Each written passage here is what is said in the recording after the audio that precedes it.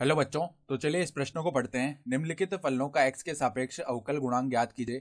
Cot inverse वर्गमूल x। तो यहाँ पर देखो ये फलन दिया हुआ है और हमें इसका x के सापेक्ष अवकल गुणांक ज्ञात करना है। तो प्रश्न में आगे बढ़ने से पहले इस प्रश्न से संबंधित जो मुख्य अवधारणा है उसकी हम चर्चा कर लेते हैं। तो देखो मुख्य अवधारणा हम यहाँ पर जानते हैं कि कॉट इनवर्स x का जो अवकलन है x के सापेक्ष वो क्या होता है, -1/1 + x² ये होता है।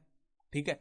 फिर देखो यहाँ पर हम ये भी जानते हैं कि x की घात n का जो अवकलन का सूत्र होता है वो क्या होता है, n गुणा में x की घात n-1।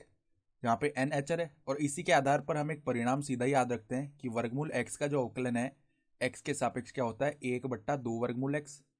ठीक है। तो अब देखो जो सवाल में फलन दिया हुआ है उसको हम एक बार y बोल देते, तो y बराबर कोट इनवर्स वर्गमूल x ये लिखा हुआ है। तो अब हम दोनों तरफ x के सापेक्ष अवकलन कर लेते हैं। तो पहले देखो कॉट इनवर्स की तरह अवकलन होगा तो -1/1 + x²। तो वर्गमूल x का स्क्वायर करेंगे तो हमारे पास में क्या आ जाएगा, x आ जाएगा। ठीक है। फिर श्रृंखला नियम से जो वर्गमूल x है इसका पुनः अवकलन होगा। ठीक है। तो d/dx वर्गमूल x आ जाएगा।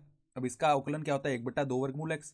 तो हमारे पास में अवकल गुणांक क्या बन जाएगा, देखो 1/2 वर्गमूल x गुणा में 1 + x, ये नीचे है और ऊपर हमारे पास में माइनस का 1 है। ठीक है। तो ये हमारे पास में क्या हो जाएगा, अभिष्ट अवकल गुणांक आ गया। तो आशा करता हूँ कि आपको ये प्रश्न समझ में आया होगा। धन्यवाद।